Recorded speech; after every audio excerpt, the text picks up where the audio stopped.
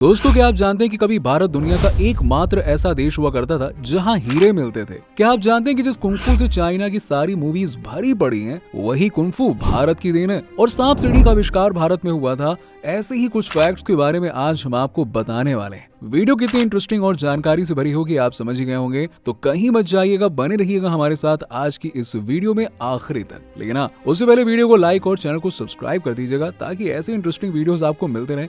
वो वाला घंटे का बटन भी दबा दीजिएगा। चलिए स्टार्ट करते हैं विद नंबर 1, वाटर हार्वेस्टिंग। दोस्तों, पानी की इंपॉर्टेंस क्या है, इस बात को आज बच्चा बच्चा समझता है। इसीलिए उन देशों में जहाँ पानी के रिसोर्सेज बहुत ज्यादा कम है, वहाँ वाटर कंजर्वेशन का सहारा लिया जाता है। और भारत की बात की जाए तो भारत में नदियों की कमी नहीं है और बारिश भी खूब होती है। लेकिन फिर भी भारत के बहुत इलाकों में लोग आज भी पानी की कमी से जूझते हैं। जबकि आपको जानकर हैरानी होगी कि वाटर कंजर्वेशन की तकनीक भारत में ही खोजी गई थी। चाणक्य द्वारा लिखे गए अर्थशास्त्र में वाटर हार्वेस्टिंग यानी कि जल संचयन के बारे में जिक्र मिलता है। इस तकनीक के जरिए जनवरी 2018 में बिहार के मगध में पानी की व्यवस्था की गई थी, जो कि बिहार के सूखाग्रस्त इलाकों में से एक है। इसी तरह वाटर हार्वेस्टिंग का उदाहरण हमें चोल साम्राज्य यानी कि चोल एम्पायर के दौरान मिलता है, जब राजा करिकल ने पहली शताब्दी ईसा पूर्व में कावेरी नदी पर डैम बनाया था, जो कि यकीन मानिए आज भी काम करता है। सोचिए कैसे बनाया होगा।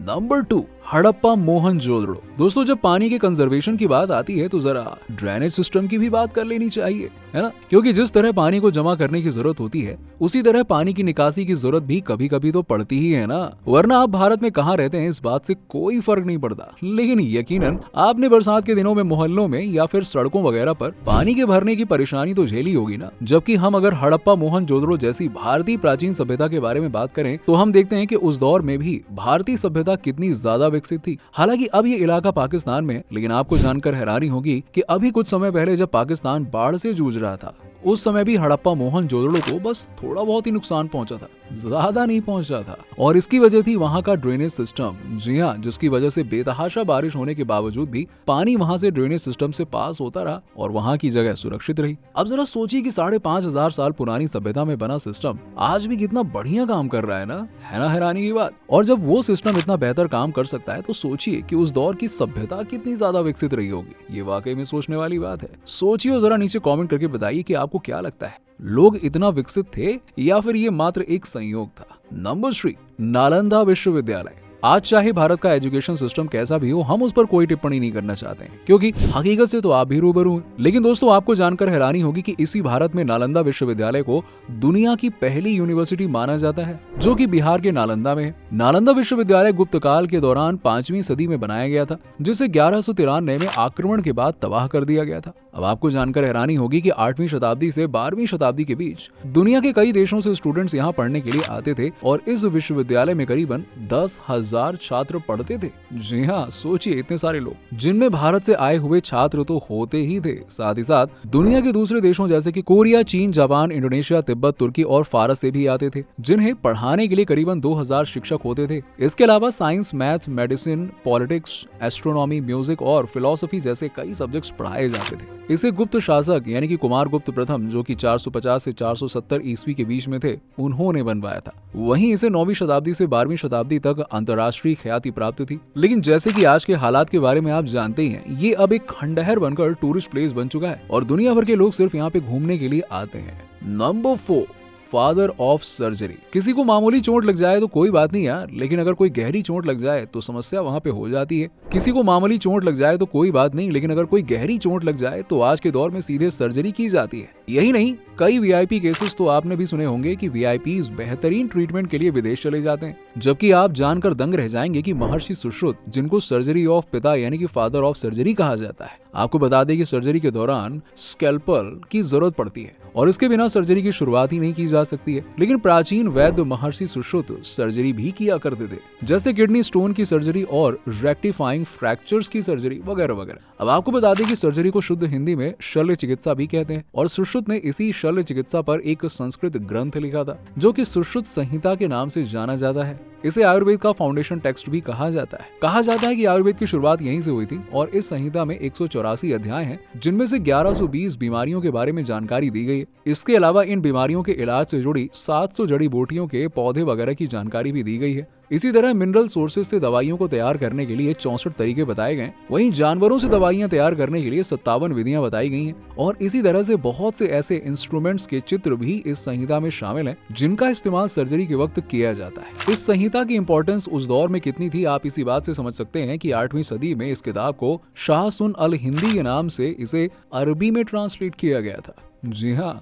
नंबर 5, महर्षि चरक। जब बात शल्य चिकित्सा की आई है तो बात आयुर्वेद की भी होनी चाहिए, है ना? क्योंकि सुश्रुत के बाद और ईसा से 200 साल पहले महर्षि चरक हुए थे। चरक को बता दें कि पहला फिजिशियन माना जाता है जैसे कि मेटाबॉलिज्म, डाइजेशन और इम्यूनिटी सिस्टम का कॉन्सेप्ट लेकर आए थे। चरक की लिखी गई चरक संहिता को आयुर्वेद का इंसाइक्लोपीडिया भी कहा जाता है और आपको बता दें कि इनकी शिक्षा दीक्षा तक्षशिला से हुई थी। नंबर 6, इजिप्ट और अजंता की पेंटिंग्स। अब दोस्तों, इजिप्ट यानी मिस्र के पिरामिड के बारे में भला कौन नहीं जानता है। इन पिरामिड्स में बनी पेंटिंग्स लोगों को काफी आकर्षित करती हैं। ये पेंटिंग्स कलरफुल हैं और आज भी इनके रंग ज्यादा फीके नहीं है। अब इस पॉइंट पर हम कुछ देर में बात करेंगे, लेकिन उससे पहले आपको बता दें कि जिस तरह आज के पेंटर्स पेंटिंग बनाते वक्त कलर्स के लिए पैलेट्स का यूज करते हैं ना, उस दौर में भी पेंटर्स पैलेट्स का इस्तेमाल करते थे। इसी तरह की एक 3400 साल पहले की पैलेट्स मिली थी जिसमें मौजूद रंगों का इस्तेमाल पिरामिड्स की पेंटिंग में भरने के लिए किया गया था। सोचकर देखिए जरा एक बार आप। इसी तरह भारत की अजंता एलोरा की गुफाओं में बनाई गई पेंटिंग्स में रंग भरने के लिए भी पैलेट्स का इस्तेमाल किया जाता था जो कि इन्हीं गुफाओं के पत्थरों पर बनी मिली थी। अब दोस्तों, इस बात का आखिर क्या मतलब हुआ? क्योंकि भारत और मिस्र की दूरी हजारों किलोमीटर में है, लेकिन दोनों ही जगहों पर चित्रकारी के लिए इस्तेमाल की जाने वाली तकनीकों में काफी सिमिलैरिटी नजर आती है ना? हैरान करने वाली बात। नंबर 7, सिंधु घाटी की सभ्यता। अब दोस्तों, सिंधु घाटी की सभ्यता के बारे में तो आप जानते ही हैं। इसे दुनिया की सबसे प्राचीन सभ्यता माना जाता है जो कि तकरीबन 2500 ईसा वर्ष पूर्व दक्षिण एशिया के पश्चिमी भाग में फैली हुई है, जो कि आज पाकिस्तान और पश्चिमी भारत में। भारत की इस प्राचीन सभ्यता के बारे में कहा जाता है कि ये मिस्र, मेसोपोटामिया, भारत और चीन की 4 सबसे बड़ी प्राचीन नगरीय सभ्यताओं से भी कहीं ज्यादा विकसित थी। नंबर 8, पहला हीरा उत्पादक देश। ये जो फैक्ट्स अभी हमने आपको बताए ये तो कुछ ज्यादा ही पुराने हो गए, लेकिन अब कुछ और कम पुराने फैक्ट्स के बारे में भी जान लेते हैं जिनके बारे में जानकर आप हैरान भी रह जाएंगे और दंग भी हो जाएंगे। जैसे क्या आप जानते हैं कि 18वीं सदी तक भारत दुनिया भर में एकमात्र हीरे का सोर्स हुआ करता था, यानी कि 1896 तक भारत दुनिया का एकमात्र ऐसा देश था जहां हीरे निकलते थे। सोचिए, और ऐसा हम नहीं कह रहे हैं बल्कि जियोलॉजिकल इंस्टीट्यूट ऑफ अमेरिका ने ऐसा कहा था। अब आपको बता दें कि इनकी खोज और इनकी ट्रेडिंग इसी से पूर्व 4वीं सदी में हुई थी, लेकिन ये काफी सीमित थे, इसलिए सिर्फ उस दौर के सबसे अमीर लोग ही इस तरह की लग्जूरियस चीजों का इस्तेमाल कर सकते थे।